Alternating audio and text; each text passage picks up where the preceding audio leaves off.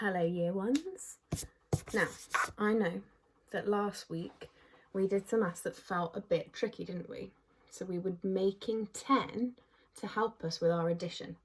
And this is really, really important because we all know that 10 is the easiest number at the moment. We know that a filled up tens frame is a 10.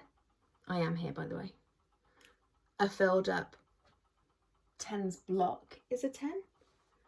And that if you have 10, you can know it just by looking at it. So this is why we try and do it this way sometimes, so that when we've got even bigger numbers, as we get even better at maths, that it's not as tricky as having to make a huge addition sentence, having to count out lots and lots and lots and lots and lots. We can make 10 first and make it easier for us. But I thought, if I go through this one with us, if you still don't get it when I do it, that's completely fine. What do we always say about making a mistake or not understanding? It makes our brain grow, doesn't it? Because it builds those pathways.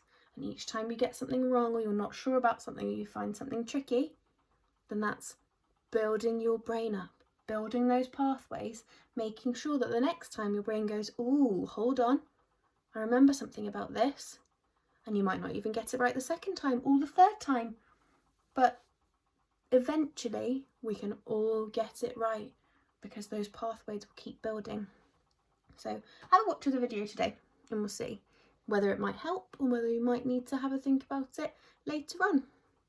So one of the questions was 6 add 9 equals. Now, I know that you could all do 6 add 9, easy peasy lemon squeezy. But I want to show you the way that we can do it without making 10 first. Now I want to use my part whole model here. Okay? So I'm going to draw my part whole model around my 9. There's no point me just looking at my part whole model with the number in it. I might need to use something to help me. So let's see, you can still see that, can't you? Yeah. We've got our part whole model here. We know our 9, don't we? Can you count 9 with me? 1, 2, 3, 4, 5, 6, 7, 8, 9. Now that's really going to help me because sometimes just looking at a number feels a bit confusing, doesn't it? It doesn't really mean anything, it's just a shape on the board. So if we use our dots, or if you use objects like counters or pasta shapes or stones or Lego blocks, anything you've got, then it can really help you to understand what you're making. Because just looking at this shape doesn't really mean anything, does it? So we've got our 9. Now, we want to see if we can make 10 first. Because making 10 is the easiest thing ever, isn't it? I'm going to draw my 10s frames. Yeah, they both fit on lovely.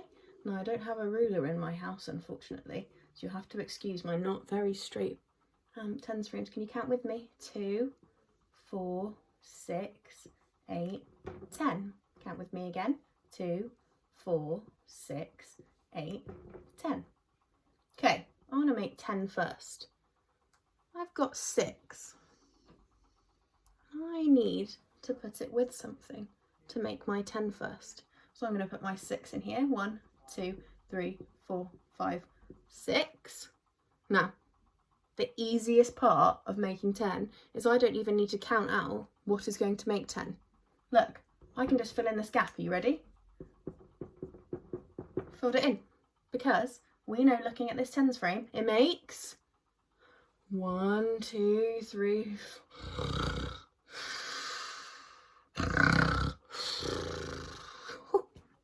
Oh, I'm very close. I didn't really fall asleep. But I'm going to if I keep counting my 10. How many do I know just by looking at it? 10. Well done. So I've made my 10.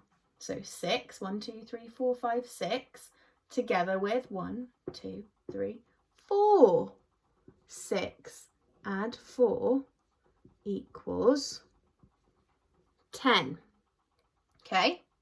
But look, This 4 can't just be coming out of nowhere. I can't magic it out of the sky. I've got to take it away from this number here, don't I? From my 9. We have to use the numbers that we see. We've used our 6 to make our 10 first. And we're using this 4 to make our 10 from our 9. Now, if I move 4 down here, can I leave them up there? No. Can you count with me? I've got 1, 2, 3, 4. If I've moved some down from my altogether, can the rest of them stay in my altogether? No, because they're not the altogether anymore. I need to move the rest of them down to my other part. So I've got 1, 2, 3, 4, 5. Oh, so 9 altogether is the same as 4 add 5. So if I've got 4 over here, how many goes in here? 5, you're right. Oh, hold on. There we go. I wasn't very careful with my 5, was I?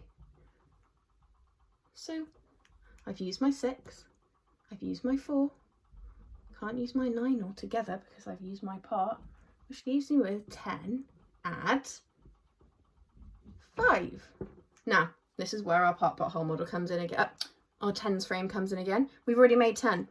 How many's in here? 10. We need to add 5 to it. Can you count with me? 1, 2, 3, 4, 5. Okay, now we're going to find out how many's all together. 1, 2, 3.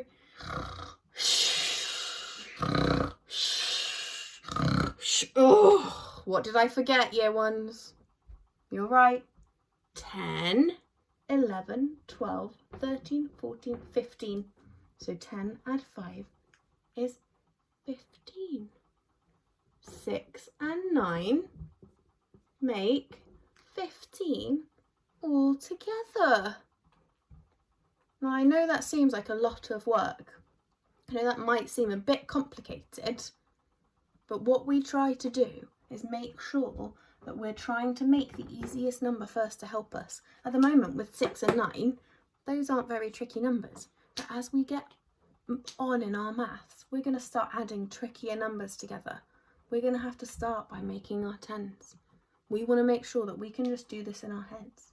We can just see. We can just look and know. We can do the easiest possible way to work out something, because when we get to those big numbers, I really don't want to be counting on my fingers up to 100. I hope that's helped a little bit. And if it still feels confusing, that's completely fine. This is tricky maths. It took me a while to learn it. Miss Liddell said the other day that she was quite confused when she was in school trying to teach the other year ones who were in. So it's still something that even grown-ups find a bit tricky, and that's okay.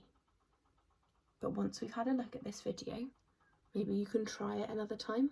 Once we're back in school, we can try it again, and we'll just keep trying all these different strategies, all these different ways of learning how to add, so that something might work for you. Because I know when I was little, I used to find maths quite tricky. I used to find maths a bit scary.